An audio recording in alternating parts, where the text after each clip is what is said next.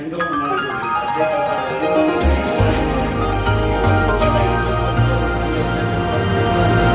ಉಪಾಧ್ಯಕ್ಷ ಇರಬೇಕು.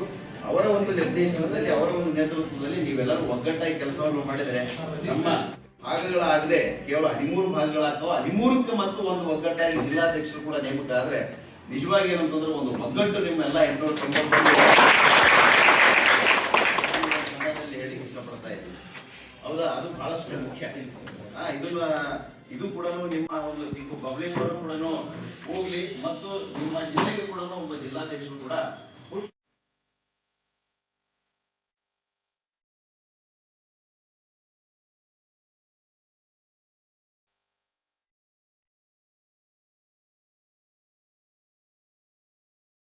ದೂರ ಇರುವಂತ ಜಿಲ್ಲೆ ಅಂತ ಹೇಳಿ ನಾನು ಅನ್ಕೊಂತಾ ಇದ್ದೀನಿ.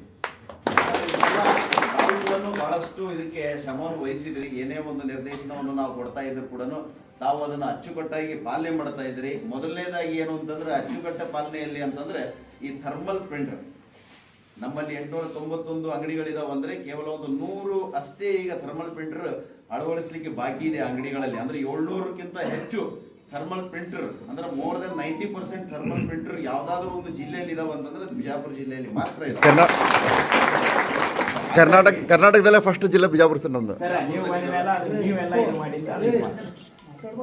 ಹಾಗಾಗಿ ಇದೆಲ್ಲ ಕ್ರೆಡಿಟ್ ನಿಮಗೂ ಕೂಡ ಸೇರುತ್ತೆ. ಇನ್ನು ಕೆಲವೊಂದಿಷ್ಟು ಅಂಗಡಿಗಳು ಅವು ಏನಿದಾವೆ ಅವೆಲ್ಲ ಅಟ್ಯಾಚ್ಡ್ ಅವು ಇದಾವಂತೆ. ಸೊ ಅದನ್ನು ಕೂಡ ನಾನು ಇನ್ಫಾರ್ಮೇಶನ್ ತಗೊಂಡಿದ್ದೀನಿ. ಬಟ್ ನಮ್ಮ ಒಂದು ಸರ್ಕಾರದ ನಿರ್ದೇಶನ ಏನಿದೆ ಅಂತಂದ್ರೆ ಅದು ಅಟ್ಯಾಚ್ಡ್ ಇರಲಿ ಅಥವಾ ಇನ್ನೇನಾದ್ರೂ ಇನ್ನೊಬ್ರು ನಡೆಸ್ತಾ ಇರಲಿ, ಅಂದ್ರೆ ಅಟ್ಯಾಚ್ ಡೇ.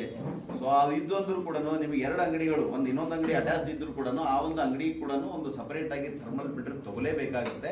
ಸೊ ಹಾಗಾಗಿ ಇಲ್ಲಿ ಎಲ್ಲಿಯೂ ಕೆಲವೊಂದಿಷ್ಟು ಇನ್ನೂ ಒಂದಿಷ್ಟು ಅಂಗಡಿಕಾರರು ಬಾಕಿ ಇದ್ದಾರೆ ಈ ಒಂದು ನಮ್ಮ ಅಖಂಡ ಬಿಜಾಪುರ ತಾಲೂಕಿನಲ್ಲಿ ಇದ್ರು ಅಂತಂದ್ರೆ ಅವರು ಕೂಡ ಆದಷ್ಟು ಬೇಗ ತೆಗೆದುಕೊಡ್ರಿ. ಮೊದಲನೇದಾಗಿ 100% ರೀಚ್ ಆಗಿದೆ ಥರ್ಮಲ್ ಪ್ರಿಂಟರ್ ಅಂತ ಹೇಳಿ ನಾನು ಕೇಳಿಸ್ಕೋಬೇಕಾಗಿದ್ದು ಬಿಜಾಪುರ ಜಿಲ್ಲೆ ಮಾತ್ರ.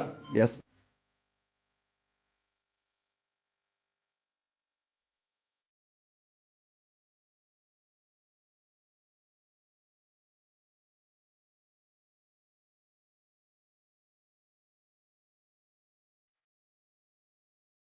ಎಲ್ಲ ಮಾತಾಡ್ತಾ ಇದ್ದೀವಿ. ಬಟ್ ಏನು ಅಂತಂದ್ರೆ ಜನರಿಗೆ ಇನ್ನೂ ಹೆಚ್ಚಿನ ತಿಳುವಳಿಕೆಯನ್ನು ಕೊಡೋದು ಇದ್ದೇ ಇದೆ. ಸೊ ಹಾಗಾಗಿ ಮೊನ್ನೆ ಮಾನ್ಯ ಗ್ಯಾರಂಟಿಯ ರಾಜ್ಯಾಧ್ಯಕ್ಷರು ಬಂದು ಇದ್ರ ಬಗ್ಗೆ ತಿಳುವಳಿಕೆ ಕೂಡ ಕೊಟ್ಟಿದ್ದಾರೆ. ರಾಜ್ಯ ಉಪಾಧ್ಯಕ್ಷರು ಕೂಡ ಏನು ಅಂತಂದ್ರೆ ಪ್ರತಿಯೊಂದು ಅಂಗಡಿಗಳಲ್ಲಿ ಕೂಡ ನಾವು ಈ ಒಂದು ಪಂಚ ಗ್ಯಾರಂಟಿಯ ಒಂದು ಬ್ಯಾನರ್ ಕೂಡ ಹಾಕ್ಬೇಕು ಅಂತ ಹೇಳಿ ಆಲ್ಮೋಸ್ಟ್ ಆಲ್ ನಮ್ಮ ನಿಕೋಟ ಬಬಲೇಶ್ವರ ರೂರಲ್ ಅರ್ಬನ್ ನಲ್ಲಿ ಎಲ್ಲಾ ಅಂಗಡಿಗಾರದ್ದು ನಮ್ಗೆ ವಾಟ್ಸ್ಆಪ್ ಅಲ್ಲಿ ಮೆಸೇಜ್ ಕೂಡ ಬರ್ತಾ ಇದ್ದಾರೆ. ಇನ್ನೇನಾದ್ರೂ ಕೆಲವೊಂದಿಷ್ಟು ಅಂಗಡಿಗಳಲ್ಲಿ ಉಳಿದಿದ್ವು ಅಂತಂದ್ರೆ ಇವತ್ತಿನ ದಿನನೇ ಆ ಒಂದು ಬ್ಯಾನರ್ ನ ಮಾಡಿ ಹಾಕ್ಸಿ. ಯಾಕಂದ್ರೆ ಎಲ್ಲಾ ಯೋಜನೆಗಳು ಏನು ಅಂತಂದ್ರೆ ಇದು ಯೋಜನೆಗಳು ಎಲ್ಲಿವರೆಗೆ ಜನರಿಗೆ ತಿಳುವಳಿಕೆ ಇರಲ್ಲ ಅಲ್ಲಿವರೆಗೆ ಯೋಜನೆಗಳು ಕೊಡ್ಲಿಕ್ಕೆ ಸಾಧ್ಯನೇ ಇಲ್ಲ. ಹಾಗಾಗಿ ತಾವೆಲ್ಲರೂ ಕೂಡ ಇದ್ರ ಬಗ್ಗೆ ಶ್ರಮವನ್ನು ವಹಿಸಿದೆ ಅಂತ ಹೇಳಿ ನಾನು ಇನ್ನೊಂದ್ಸಲ ತಮ್ಮೆಲ್ಲರನ್ನು ಹೇಳಲಿಕ್ಕೆ ಇಷ್ಟಪಡ್ತಾ ಇದ್ದೀನಿ. ಮತ್ತು ಇನ್ನೊಂದು ಈ ಕೆಲವೊಂದಿಷ್ಟು ಈಗ ನಮಗೆ ಈ KYC ಏನಿದೆ 100% ಮಾಡಬೇಕು ಅನ್ನೋದು ಸರ್ಕಾರದ ನಿರ್ದೇಶನ ಕೂಡ ಇದೆ. ಅಂಡ್ ಕೆಲವೊಂದಿಷ್ಟು ಅಂಗಡಿಗಳಲ್ಲಿ ಇನ್ನೂ ಒಂದು 4-5 ಕೆಲವೊಂದು ಅಂಗಡಿಗಳಲ್ಲಿ 10-20 ಕೂಡ ಉಳಿದಿದ್ದಾವೆ. ಕೆಲವೊಂದಿಷ್ಟು ಅಂಗಡಿಗಳಲ್ಲಿ 70-80 ಕೂಡ ಉಳಿದಿದ್ದಾವೆ. ಬಟ್ ಅತಿ ಕಡಿಮೆ ಇದಾವೆ. ನೀವು ಒಂದು ಮನಸ್ಸು ಮಾಡಿದರೆ ಅವ್ರಿಗೆ ಈ KYC ಆದ್ರೂ ಮಾಡಿಸ್ಬೋದು, ಅಥವಾ ಅವ್ರು ಏನಾದರೂ ಕಾರಣಾಂತರಗಳಿಂದ ಮತ್ತೇನಾದ್ರೂ ಮೃತ ಆಗಿದ್ರು ಅಥವಾ ಅವ್ರು ಯಾವತ್ತೂ ನಿಮ್ಮ ಹತ್ರ ಬಂದು ರೇಷನೆ ತಗೊಳ್ತಾ ಇಲ್ಲ, ಆ ರೀತಿಯಾಗಿ ಏನಾದರೂ ಇತ್ತು ಅಂತಂದ್ರೆ ಅದನ್ನ ಏನಂತಂದ್ರೆ ಸೂಕ್ತವಾದ ಪ್ರಸ್ತಾವನೆಯನ್ನು ನಮ್ಮ ಆರ್ಯ ನಿರೀಕ್ಷಕರಿಗೆ ತಾವು ಸಲ್ಲಿಸಿದ್ರೆ ಅಂತಂದ್ರೆ ಅದರಿಂದನೂ ಕೂಡ ಬಹಳಷ್ಟು ಅನುಕೂಲ ಆಗುತ್ತೆ. ಯಾಕಂದ್ರೆ 100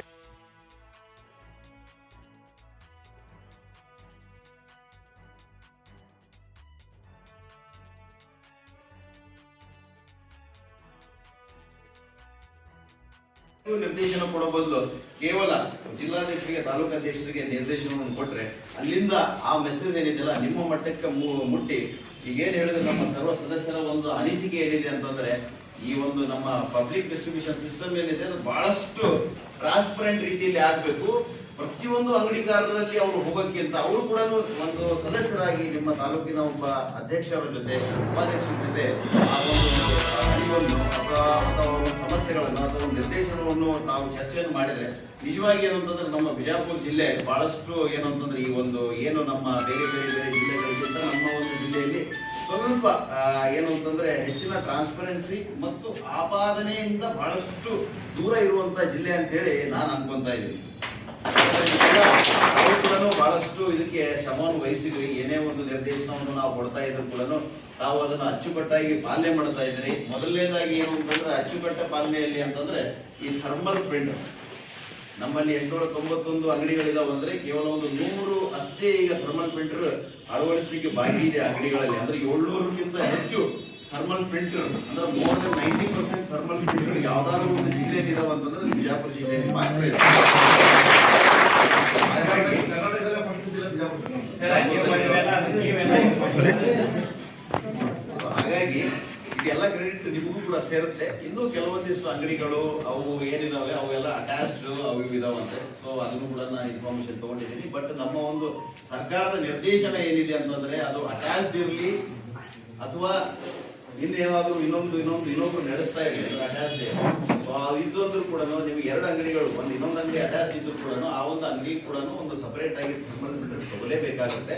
ಹಾಗಾಗಿ ಇಲ್ಲಿ ಎಲ್ಲಿ ಕೆಲವೊಂದಿಷ್ಟು ಇನ್ನೂ ಒಂದಿಷ್ಟು ಅಂಗಡಿಕಾರರು ಬಾಕಿ ಇದ್ದಾರೆ ಈ ಒಂದು ನಮ್ಮ ಅಖಂಡ ಬಿಜಾಪುರ ತಾಲೂಕಿನಲ್ಲಿ ಇದ್ರು ಅಂತಂದ್ರೆ ಅವರು ಕೂಡ ಆದಷ್ಟು ಬೇಗ ತೆಗೆದುಕೊಡ್ರಿ. ಮೊದಲನೇದಾಗಿ 100% ರೀಚ್ ಆಗಿದೆ ಥರ್ಮಲ್ ಪ್ರಿಂಟರ್ ಅಂತ ಹೇಳಿ ನಾನು ಕೇಳಿಸ್ಕೊಂಡ್ಕಾಯ್ತು ಬಿಜಾಪುರ ಜಿಲ್ಲೆ ಮಾತ್ರ. ಹಾಗಾಗಿ ತಾವೆಲ್ಲ ಶ್ರಮ ವಹಿಸ್ತಾರೆ ಅಂತ ಹೇಳಿ ನಾನು ಅನ್ಕೊಂತಾ ಇದ್ದೀನಿ. ಎಲ್ಲರೂ ಶ್ರಮ ವಹಿಸ್ತೀರಲ್ವಾ?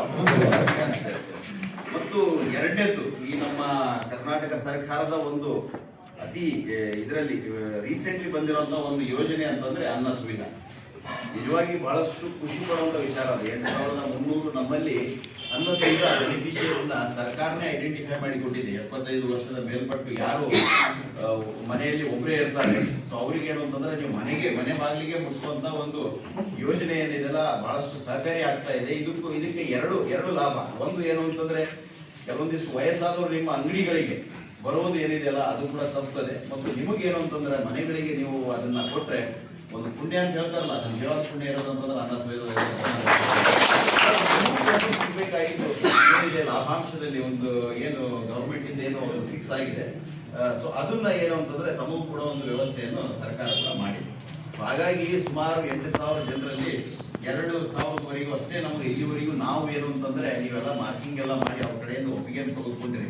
3 ತಿಂಗಳು ನೋಡಿದಾಗ ಕೇವಲ ಒಂದು 50-60 ಅಷ್ಟೇ ಇದ್ದು ಈ ಸಲ ನಮಗೆ 2,000 ಈಗೆಲ್ಲ ಪರಿಶ್ರಮ ಮಾಡ್ತಾರೆ ನಮ್ಮ ನ್ಯಾಯ ಎನ್ನಿಕಾರರು ಮತ್ತು ನಮ್ಮ ಆಹಾರ ನಿರೀಕ್ಷಕರು ಅಂತ ಹೇಳಿ ಈ 2,000 ಈ ತಿಂಗಳಿದೆ ಅಂದ್ರೆ ಮುಂದೆ 2,000 ಇರೋದು 4,000 ಆಗಿದೆ.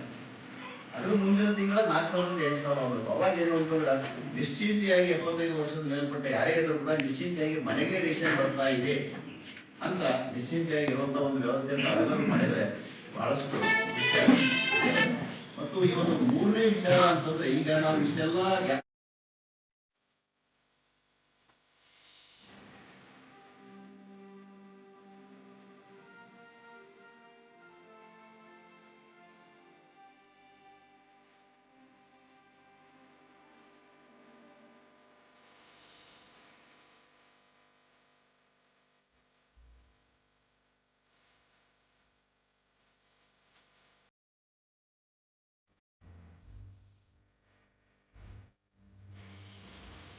ಆದಷ್ಟು ಅತಿ ಶೀಘ್ರದಲ್ಲಿ, ಯಾಕಂದ್ರೆ ನಾ ಇದನ್ನ ಡೈಲಿ ಇದನ್ನೇ ನಾನು ನಮ್ಮ ಆಹಾರ ಅಂತ ಕೇಳ್ತಾ ಇದ್ದೀನಿ.